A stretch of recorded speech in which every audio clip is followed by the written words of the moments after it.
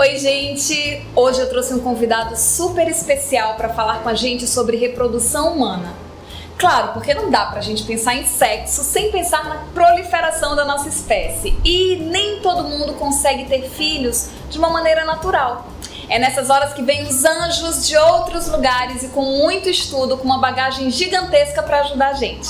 E é sobre isso que eu vou conversar com ele agora. Mas antes, te inscreve no canal, dá o like nesse vídeo e aí vem com a gente.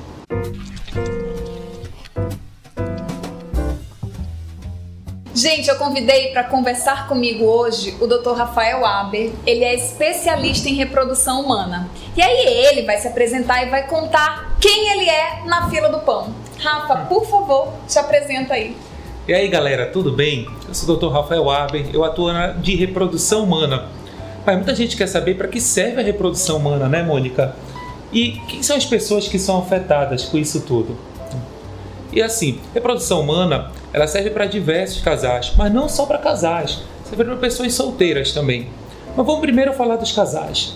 Os casais que estão tentando engravidar há mais de um ano, tentam ter relações frequentes e não conseguem engravidar e fica com aquele sonho da maternidade e da paternidade, pode procurar um especialista de reprodução humana para perceber o que está acontecendo, fazer um diagnóstico da causa de infertilidade e tratar também. E o tratamento são diversas formas. Tem tratamentos mais simples, como o coito programado, e tem tratamentos mais complexos, como a fertilização in vitro, que é o popular bebê de proveta, aquela cena que todo mundo já viu. Bebê de proveta que todo mundo fala, né? E todo mundo já viu na TV, né? Aquela agulhinha perfurando o óvulo. Esse é o bebê de proveta, o antigo bebê de proveta, que a gente chama de fertilização in vitro. Então aqueles casais que estão mais de um ano tentando engravidar, tem que procurar um especialista para a gente arrumar uma solução. Porque acontece, pode se tornar muito tarde se deixar para depois. Mulheres com 36, 37, 38 anos de idade, muitas vezes, têm um limite para fazer o tratamento. Porque se fizer muito depois, com 42, 43, 44, a taxa de sucesso do tratamento fica muito pequena.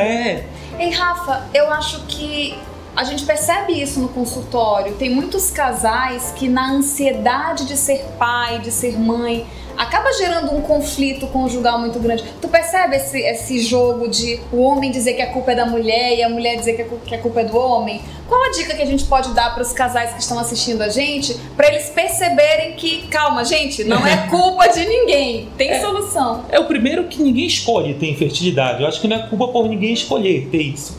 A gente sabe que os casos de infertilidade, muitas vezes, está mais relacionado à mulher, algumas vezes está relacionado ao homem e tem causas mistas também.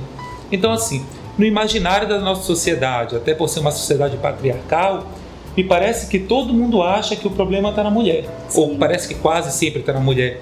E muitas vezes o homem tem resistência de fazer o exame, que é o espermograma. Ai, gente, pra que isso? Ei, vamos começar a pesquisar, né? Como o doutor falou, quanto mais cedo a gente pesquisa, mais rápido encontra a solução e dá pra ajudar, né? Ei, Rafa, e nesses casos em que não é nenhum problema especificamente da mulher e nenhum problema do homem, existe a possibilidade de a ansiedade ser tão grande pra engravidar que isso acaba atrapalhando? Como é que é no resultado da consulta? Acontece Olha, isso também? A gente não tem comprovação científica ainda de como a ansiedade atua.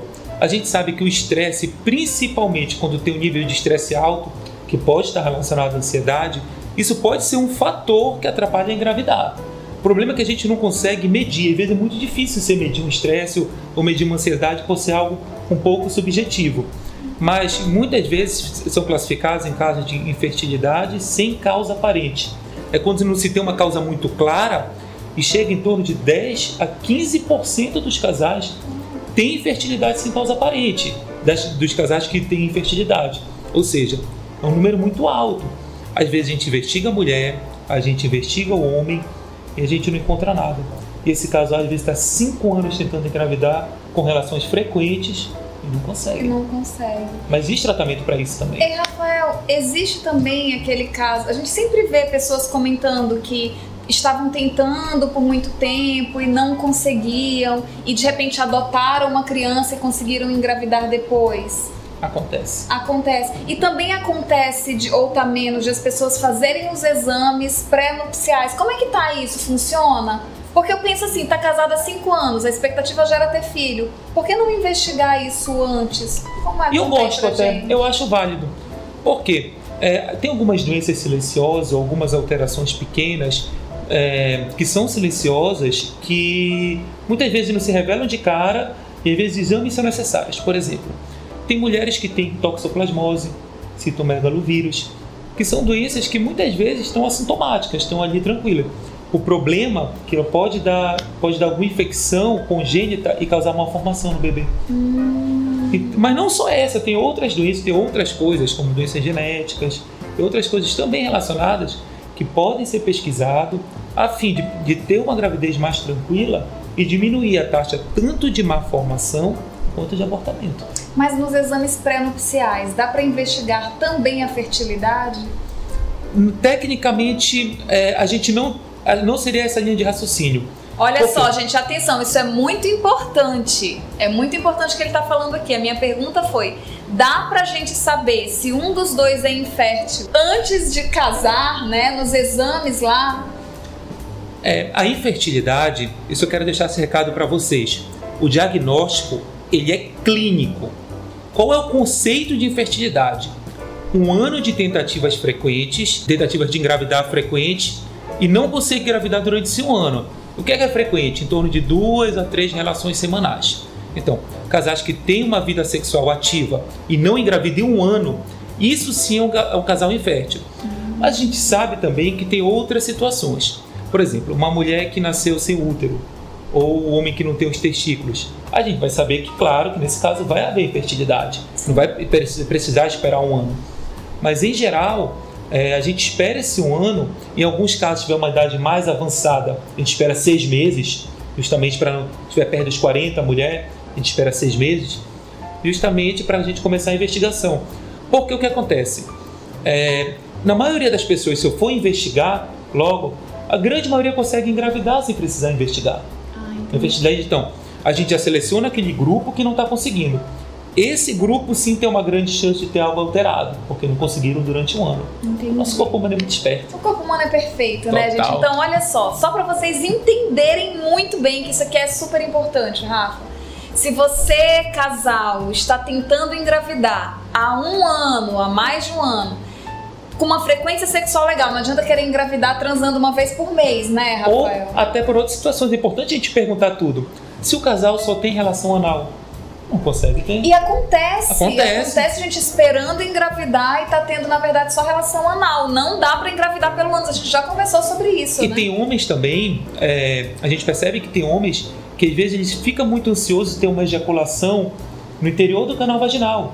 Tem gente que pratica coito interrompido porque só consegue ejacular com coito interrompido. Sim, aí o vício da masturbação. Exatamente. Muito tempo, na hora que vai penetrar a gente, se você está tentando engravidar e tem essa dificuldade que o Rafa acabou de falar, tem dificuldade de ejacular dentro da vagina, a gente precisa ter técnicas aplicadas para treinar a capacidade de gozar dentro do canal vaginal. Porque isso daí vem da história da masturbação. Então, se você está muito ali acostumado com a pressão da sua mão, a força no pênis, a velocidade, é muito improvável que a vagina vá ter a mesma força, a mesma pressão e a mesma velocidade.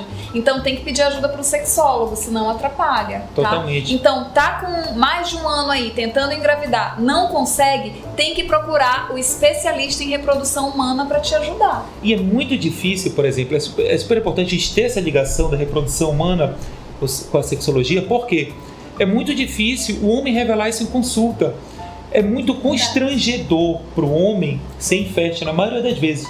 Porque a sociedade, a gente sabe que impõe, esse aqui vai ser reprodutor, esse é um touro reprodutor, ele é forte, ele é viril. Ele é viril, então, né? quando aparece um espermograma alterado, que é uma baixa produção, uma baixa quantidade, ou até mesmo um espermograma zerado, com 0 espermatozoide, o homem fica arrasado. Porque... Ei, Rafa, conta aí, faz um esqueminha fácil para os homens entenderem como é que esse espermograma pode se apresentar. Então vamos lá, ele pode estar zerado. Ele pode estar com baixa concentração, ele pode estar com baixa motilidade. São os mais comuns. O que é motilidade? É a forma como os espermatozoides nadam. Então, homens, a gente precisa de uma quantidade mínima de espermatozoide no ejaculado, no sêmen, para conseguir uma gravidez. E a gente precisa também que eles saibam nadar para encontrar o óvulo lá em cima. Então, essa concentração que a gente considera normal, e mesmo assim abaixo da média, acima de 15 milhões por ml. Então, Uau. o homem que ejacula 3 milhões por ml, nossa, esse cara é super fértil. Não é? Não. Dificilmente vai conseguir uma gravidez. E o que adianta você ejacular também 50 milhões por ml, está todo mundo parado. Se a motilidade É zero. Ou está Entendi. muito baixa. Sim, sim. Então, isso é importante. E tem uma outra coisa. O volume do líquido seminal, vamos supor, ele tem uma ejaculação normal, em grande quantidade, em cor normal, em aspecto normal, isso não qualifica ele para falar que também vai ser um espermograma com uma concentração normal ou com uma motilidade normal. Muito importante. O espermatozoide é uma quantidade muito pequena no volume. A maioria é líquido. Tanto quando a gente faz o processamento, fica só o que a gente chama pellet, uma quantidade mínima de A gente espermatozoide. vê isso no consultório, essa coisa da culpa da mulher, né? Eu já recebi pacientes no consultório com dificuldade para engravidar, que a gente vem descobrir por acaso no decorrer, porque já vem de um problema sexual, enfim, é outro capítulo, e que o homem diz, mas eu tenho uma quantidade muito grande, eu gozo bastante, doutor, é ela que não tá conseguindo, né? E é normal, importante. Não é a quantidade da goma lá do tacacá que vai pra Exatamente. fora que vai dizer que o negócio vai funcionar, né? Às vezes o volume nem é tão grande. E às é vezes, muito mais eficaz. muito mais eficaz. Na verdade, é uma série de fatores que precisa para conseguir uma gravidez. Então, pode se formar embriões, pode acontecer estar formando embriões, mas embriões com alteração genética. Então, é muito importante também a gente lembrar isso. Um embrião não é um bebê. Um embrião é uma semente que pode se tornar um bebê. Olha esse dado, Mônica. Entre 40% a 50% de todos os embriões formados na natureza são incompatíveis com a vida. Não geram um bebê saudável. Caso abortamento ou não gravidez. Idades mais avançadas, perto de 40, 41, essa taxa fica muito maior. Às vezes duplica em relação a isso. Chega perto de 80%. Uau, é muito grande. Mulheres, é muito comum abortar. Abortar é uma das coisas mais comuns que se imagina. Só que, quando você está na ansiedade, me corrija se eu estiver errada, Rafael, quando você está na ansiedade de ser mãe, você fica atenta ao primeiro dia de atraso da menstruação, a horas de menstruação atrasada você já está atenta. E aí essa frustração fica muito próxima, porque você está tão atenta que você percebe os abortamentos naturais que acontecem ao longo da vida. Se tranquilizem, por favor. Abortamento está dentro da nossa amostra normal. Faz parte da espécie humana. Faz parte da espécie humana, sim. Tanto que, em geral, não é recomendável a gente investigar um abortamento, uma mulher que teve um só abortamento, que a gente considera normal na espécie humana. Se teve mais de um abortamento a partir de 2, a gente chama de abortamento de repetição. Aí sim a gente precisa investigar. Por exemplo, mulheres de 45 anos tem em média uma taxa de 80% de abortamento. 80%. Uau, pela idade mais avançada. 45%. As mulheres mais novas giram entre 15% a 20%. Interessante. Mas, Rafa, não são só os casais que te procuram para fazer a reprodução. Verdade. Quem são as pessoas? Quem pode te procurar para fazer reprodução? Já que a gente está falando exatamente sobre a idade, acho que um recado essencial são para as mulheres que estão perto da faixa etária de 35 anos. Mulheres com 33, 34, 35 até 36 anos que ainda não encontraram um parceiro, ainda não querem engravidar por qualquer motivo que seja e não pretendem engravidar nos próximos 2 ou 3 anos, querem engravidar depois dos 40, às vezes já está na carreira, tem outras coisas que está fazendo, é importante a gente pensar no congelamento de óvulos. Mas porque ela não vai conseguir engravidar com 40 anos, eu não sei. Aí a taxa de abortamento já vai para... E de fertilidade também. Infertilidade também. Também. A gente nasce com a quantidade fixa de óvulos, né? E não só a quantidade, a qualidade, principalmente a qualidade. A quantidade tem importância, sim. Mas basta um óvulo para conseguir uma gestação. Mas se for um óvulo de boa qualidade, junto com o espermatozoide, claro. Sim. De boa qualidade, um embrião normal. Então não adianta, mesmo uma mulher de 43, 44, 45, ela fala: mas doutor, eu sou muito saudável, nunca tive nada na minha vida. Mas mesmo assim, pode ser o suficiente para não conseguir engravidar pelo próprio processo de envelhecimento do óvulo. Gente, envelhecimento é uma benção. O envelhecimento é uma benção. Então, mulher, se tu tens ideia de que na verdade, se tu tens clareza que tu queres ser mãe e tu estás aí na faixa de Gaza dos 33 aos 35 anos, pense em um congelamento. É muito válido. Agora, uma coisa importante, eu aprendi com o Rafael em uma outra palestra que nós estávamos juntos. Quando você faz o congelamento de óvulos, você retira aqueles óvulozinhos que estão no estoque para congelar. Tirou do estoque, vai fazer falta, não vai, Rafa? Essa menopausa pode chegar um pouco mais cedo.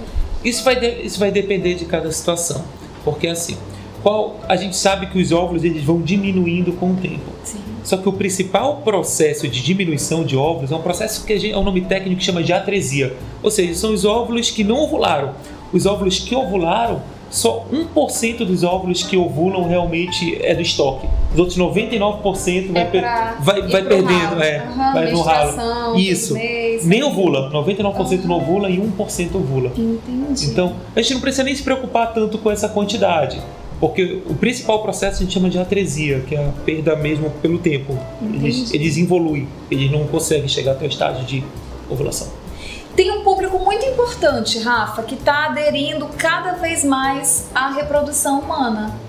Os casais homoafetivos. Diz aí, como é que é essa estatística no teu consultório? Eu não tenho dado preciso, mas em torno de 5% dos tratamentos de reprodução humana são casais homoafetivos no Brasil. Tem crescido muito, a legislação, a tendência é ficar cada vez mais flexível, especialmente quando são duas mulheres, a legislação é bem flexível em relação a isso. O homem ainda tem muita resistência? O problema, eu acho que não é nem tanta resistência das pessoas, a legislação ela complica um pouco mais a situação. Por exemplo, envolve uma terceira pessoa. E uma quarta pessoa, na verdade. Terceira e quarta pessoa. Explica aí pra gente. Duas mulheres, como é que a gente faz? A gente pode escolher o óvulo de uma delas ou das duas. Se fizer das duas, o processo fica mais complexo. Em geral, a gente escolhe de uma delas. A gente vai no banco de sêmen, entra na internet, no banco de sêmen, procura o doador perfeito, que é testado para várias doenças, são homens saudáveis também. Escolhe, a gente recebe na clínica esse sêmen doado, congelado, e a gente faz o procedimento ou de fertilização in vitro ou de inseminação intrauterina, que é um pouco mais simples, a maioria faz a fertilização in vitro. E olha que bacana, a gente pode pegar os embriões e transferir para o útero de uma ou das duas. Você imagina ao mesmo tempo, gêmeos, ai, que legal! São irmãos de barriga diferente. Que incrível, eu não tinha pensado nisso. Fantástico. Mas aí, Rafa, no caso dos homens, eles vão buscar ajuda de quem? Isso que é o problema. Ao meu ver, a legislação ela dificulta um pouco para o casal homoafetivo masculino. Eu acho que a tendência é mudar. Porque o óvulo, a doação de gametas de material genético, tanto o óvulo como o espermatozoide, obrigatoriamente tem que ser anônimo. Então, qual é a dificuldade com isso tudo? Ele não pode chegar, olha, tá aqui o óvulo da minha irmã, eu quero realizar tudo. Não pode. Tem que entrar numa fila de espera para receber óvulos, e a mesma fila que entre as mulheres de idade mais avançada, quando já tem o óvulo esgotado ou por qualquer outro motivo, entram na fila de espera para receber óvulos. Então fica bem mais difícil, porque esse processo já torna mais burocrático. Muitas vezes os homens querem a característica genética da família, também do óvulo, que no caso vai ser só o espermatozoide. O espermatozoide pode usar de um ou de ambos. E o útero, que é o útero de substituição, que é a famosa barriga de aluguel. A barriga de aluguel, a gente quer saber, eu quero entender da barriga de aluguel. A barriga de aluguel pode ser até um parente de terceiro grau. Pode ser mãe, irmã, no máximo prima. Mas se for uma amiga? Pois é. Não pode. Aí tem que pedir autorização para o Conselho Federal de Medicina, aí vai ter que judicializar, já dificulta um pouco. Nossa, interessante. Então não é como funcionava na novela, que uma moça estava passando, aí chamou, usou a barriga dela. Deve ter sido na Índia essa novela, né? Ou nos Estados Unidos, no Brasil não. No Brasil não pode. Não pode. Ei, Rafa, eu posso escolher o sexo? Eu posso escolher bigêmeos? Dá pra escolher assim? É o que todo mundo quer, né? É bigêmeos. Pode escolher? Não posso escolher. O que acontece, por exemplo, num tratamento de fertilização in vitro? O porquê vem tanto gêmeo? Fala, trigêmeos é fertilização. Porque a gente coloca um número maior de embriões do que geralmente a mulher ovula. Em geral, a mulher ovula de um óvulo por mês. Então, no tratamento de fertilização in vitro, a gente coloca 2, 3 embriãozinhos, dependendo de cada caso, lá dentro do útero. E já no ambiente controlado, a gente já dá a forcinha, já coloca o embrião lá dentro. Então, a chance de engravidar vai depender de cada caso, mas geralmente gira entre 30% a 50% em casos bons. E por que para engravidar? Todo mundo que parece que é 2, parece que todo mundo tem 2, 3. É porque gêmeos chama atenção. Em torno de 20% a 25%, uma a cada 4 gravidez em reprodução assistida é de gêmeos. Mas é muito, Rafael. É muito. Já pensou? Eu vou lá, eu quero um filho, vem 2. Olha. Não, tem paciente que chega pra mim que às vezes não tem nem fertilidade. Chega, eu quero ter gêmeos. Ou eu quero ter menino, eu quero ter menina. Eles podem, sem fertilidade, ir lá e fazer inseminação só para aumentar a chance de ter gêmeos? Pode, é proibido. Pode? É permitido por lei. Permitido por lei. Uau, pode. Que legal. O que não pode, o que é proibido por lei, é a escolha do sexo, que é a sexagem. Era a minha pergunta inicial. Pode escolher sexo? Não pode. Porque você imagina, tecnicamente, eu até tenho um procedimento adicional que eu consigo observar qual é o sexo de cada embrião. Mas vamos supor que, por exemplo, um casal queira ter menina. Eu vou transferir as meninas, colocar dentro do útero os embriões meninas. Dá pra selecionar o xizinho lá? Pode, a gente consegue ver os cromossomos. E o que a gente vai fazer com os meninos? Ah, entendi. Entendeu? Eu acho que é por isso que não pode. Na verdade, a legislação é esse ponto, está escrito na legislação. Entendi. Mas a minha forma de compreensão é essa. Eu entendo. Né? Não dá pra fazer. Mas também tem uma outra coisa que a gente pode fazer e que é válido, é a gente selecionar esses embriões de acordo com doenças genéticas. Por exemplo, uma mulher tem muitos abortamentos, abortou diversas vezes. Em geral, a principal causa de abortamento é causa genética. Então, o que acontece? A gente pode olhar esses embriões, ver quais estão alterados geneticamente, que na maioria das vezes são incompatíveis com a vida. Alterações genéticas quase sempre é incompatível com a vida. São poucos que nascem com síndromes ou alterações genéticas quais sejam. Então, a gente olha e transfere só os embriões que podem gerar um bebê. Que podem gerar um bebê. A gente não pode descartar.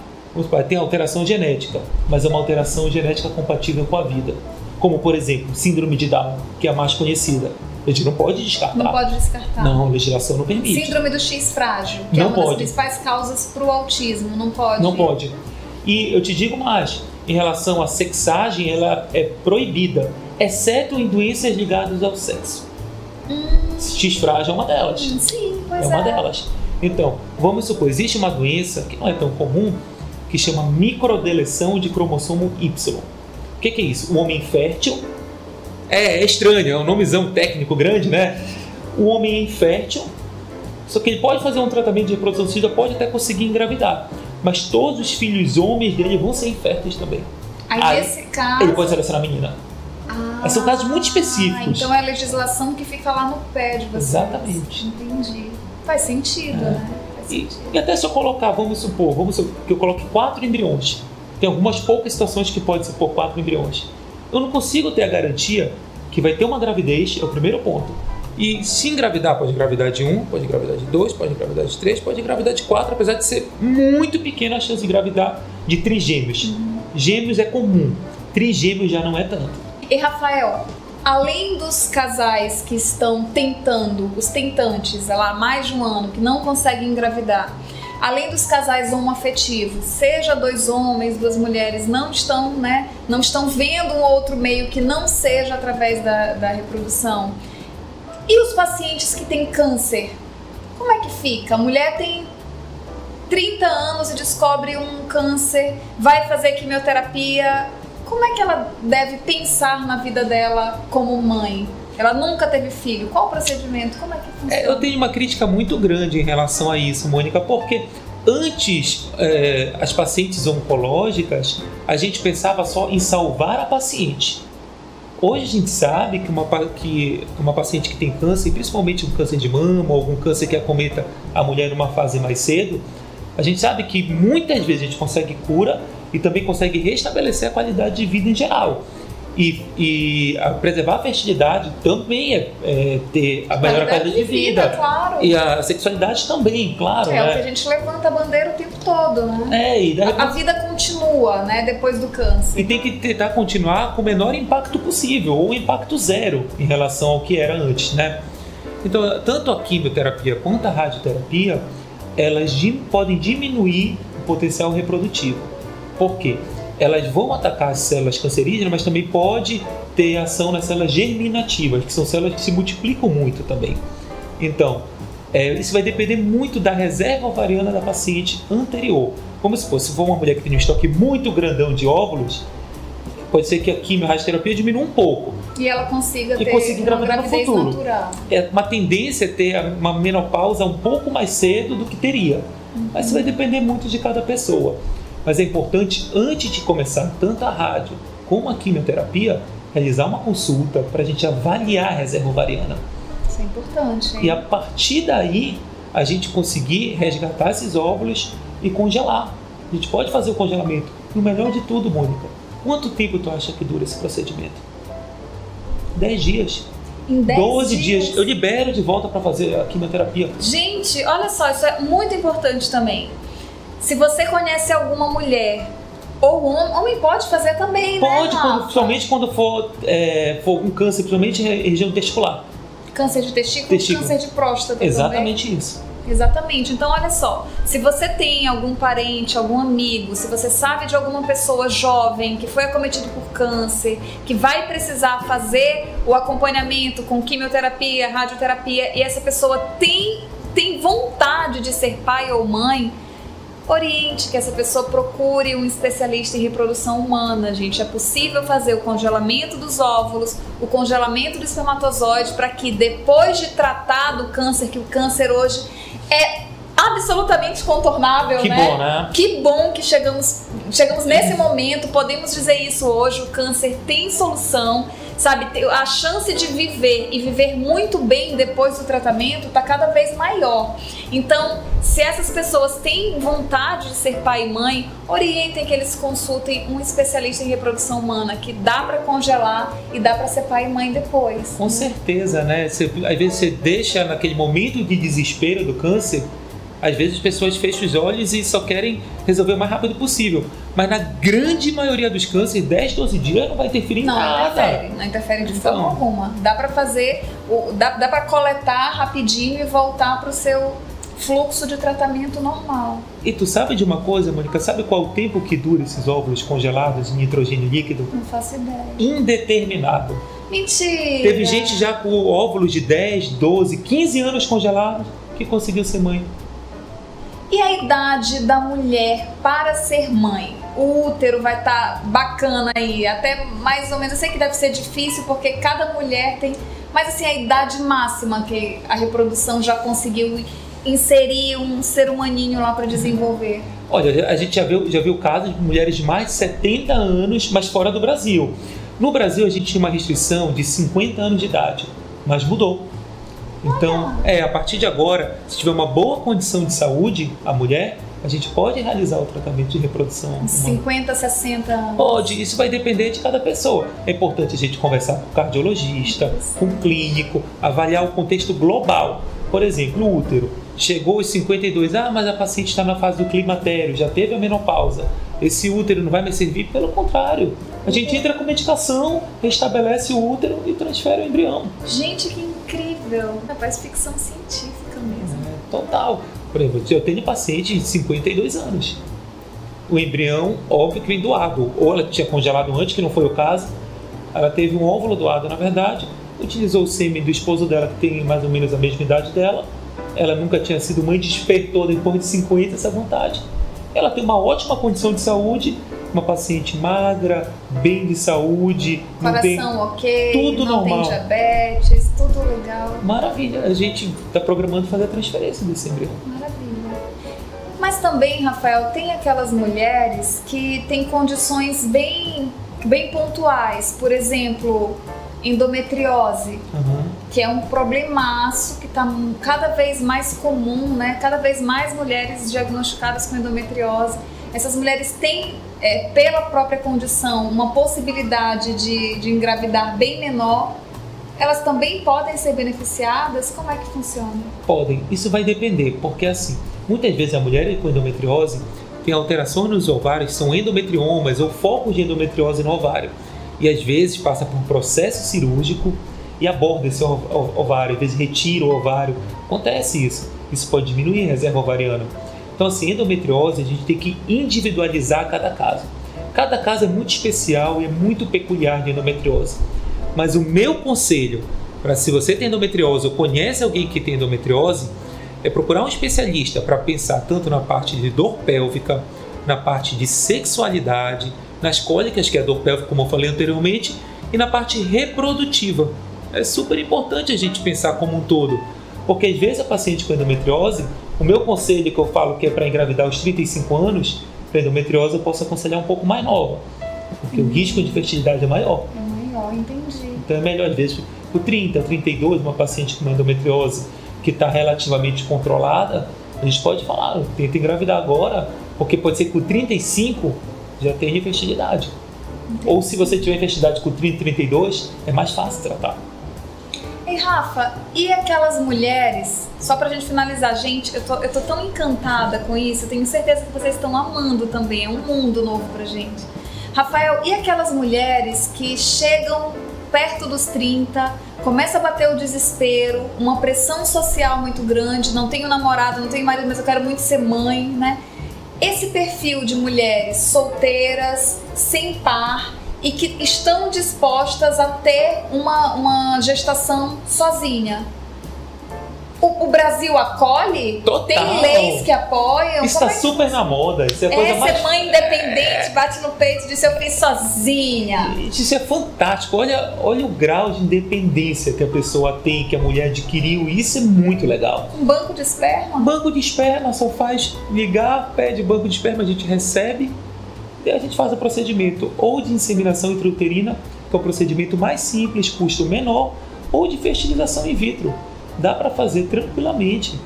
Já que tu falaste em custo, quanto é que é? Eu tenho que vender o apartamento, vender o carro? Como é que funciona? Não é tudo isso, não é tudo isso, não é o apartamento e nem o carro, é a moto, tá? É uma moto? Cara, que legal, olha só, está possível, gente. Você procurar um especialista em reprodução humana é acessível. Eu vi uma propaganda recentemente na TV, achei incrível, até comentei aqui em casa, que se você... a forma de pensar, né, essa provocação do planejamento tá vindo pro popular agora. Uhum. Eu vi uma propaganda na TV no domingo. Se o seu sonho é ter uma moto não cai do céu. Uhum. Ó, tô fazendo já moto não cai do céu. Se você se planejar, você consegue. Então, assim, tá aí. Um bebê não vai cair do céu, né? Tá difícil, planeja que é possível. Acho que desde o casamento é importante você, ou quando tem uma união estável, é importante você fazer essa programação. Eu pretendo engravidar com tal idade e se não der certo, quando é que eu vou, o que eu vou precisar fazer? É importante os dois conversarem, porque faz parte da vida dos dois, na grande maioria das vezes, quando não é produção independente, né? Então, em relação a custo, Mônica, o Brasil é um dos países que tem o menor custo para fazer um tratamento de fertilização in vitro do mundo, entre os mais baixos. É muito acessível, todo mundo consegue fazer? Ainda não, infelizmente, até porque o SUS não oferece. Só te dar um exemplo. Salvo engano, os Estados Unidos tem um custo médio, acho que é 14 ou 16 mil dólares por fertilização in vitro. A Índia, que é um dos países mais baratos do mundo como um todo, tem um custo, salvo engano, de 3.400 dólares. O Brasil, salvo engano, fica entre 4 e 4.500 dólares. Ele está muito mais perto dos mais acessíveis do que os países de primeiro mundo, como Estados Unidos, Japão, Itália, Alemanha. Esse tem um custo bem maior do que o Brasil. Interessante, bem interessante. E, Rafael, para a gente finalizar, e eu tenho certeza que muita gente vai perguntar sobre isso, eu sou homem, viril, saudável e eu estou interessado em fazer doação de esperma. Como é que funciona? Vende igual nos filmes americanos? Como é que funciona aqui no Brasil? Ela parece a doação de sangue. A doação de esperma, o problema é que a gente precisa ter um banco de sêmen para receber.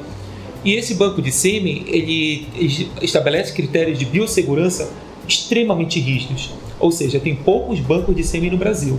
Os bancos de sêmen que tem no Brasil, que eu sei, são em São Paulo. Então, ele se voluntaria para ser um doador, aí vai passar por uma bateria de exames, vai fazer exames de sorologia, alguns testes genéticos, testes psicológicos, para saber se ele está apto a ser um doador. ele colhe uma amostra de sêmen e congela. Basicamente é isso. Interessante. E aí qualquer pessoa pode ir lá e dar entrada em todo o processo? Pode. Como é que funciona? Tem seleção por estatura física, cor dos olhos, cor do cabelo? Tu não acredita? Tem cada história. Pra mim, essa é a melhor hora da consulta. É a hora de escolher o sêmen, quando precisa. Como é que funciona isso? É incrível. Olha, é o seguinte, eu quero uma menina, eu quero que ela tenha os olhos castanhos e eu quero que ela tenha cabelo cacheado num tom assim de mel, porque eu gosto do tom de mel, e eu quero que a pele seja uma pele seja mais favorecida no sol, que fique aquele bronzeado, aquele morena jambo, e eu quero... Como é que funciona? Basicamente um Tinder sem foto. É um Tinder sem foto. Porque Uau. você escolhe, vai ter as características físicas do doador, se ele é branco, se ele é negro, se ele é asiático. Aí vai ter altura, vai ter tom de pele, tom de cabelo. Dá pra escolher tudo isso? Tudo, só não vê a foto. Hobby. Caramba, até o hobby! Não, tem um que é melhor, até o signo. Mentira! Já teve paciente falando, eu não quero ariano. Ariano esse eu não quero. Eu juro pra ti. Gente, que incrível! Muito bom, né? Incrível isso! E nos Estados Unidos, que tem um banco de sêmen americano. Gente, eu nunca pensei nesse signo. Que a gente consegue pedir também, esse é o banco brasileiro, isso é a legislação brasileira. No banco de sêmen americano, tem até, dá pra tu ver até a foto de criança dele. Nossa. Você não vê de adulto, mas você sabe de criança. Porque aí de adulto acho que ia rolar uma coisa de ir atrás. Pode ser, né? Aí nos Estados Unidos é remunerado, se eu não me engano. No Brasil é remunerado, não... a gente vê em filmes americanos, todo mundo tá com pouca grana, o menino vai lá vender. O problema já pensou que é aquela criança bonitinha que vira um adulto não tão legal? Pode ser é propaganda enganosa, né? Propaganda enganosa, é verdade. Gente, eu tô encantada com essa história do sêmen. Gente, eu espero. Ai, muito obrigada. Eu que agradeço. É uma pena ter que acabar. Ai, meu Deus, essas coisas boas assim encerram logo. Gente, muito obrigada por estar aqui com a gente. Eu tenho certeza que vocês amaram, assim como eu amei a presença do Rafael Aber aqui com a gente. Espero que tenha sido muito esclarecedor para vocês. E se vocês tiverem alguma dúvida, não entenderam alguma coisa, pode escrever aqui embaixo, deixa um comentário pra gente, manda a pergunta que eu direciono pro Aber e se for necessário, trago ele de novo e a gente faz um outro bate-papo desse. Vamos, estamos à disposição. Muito obrigada e até o próximo vídeo. Se você gostou desse conteúdo, te inscreve no canal, dá o like aqui pra gente, compartilha com as suas amigas, manda pro grupo da família, sempre dá certo no grupo da família. Tem muita tia precisando saber disso que a gente tá falando agora, não é verdade? E olha só, você pode também me acompanhar lá no Instagram, @DRA Mônica Moura.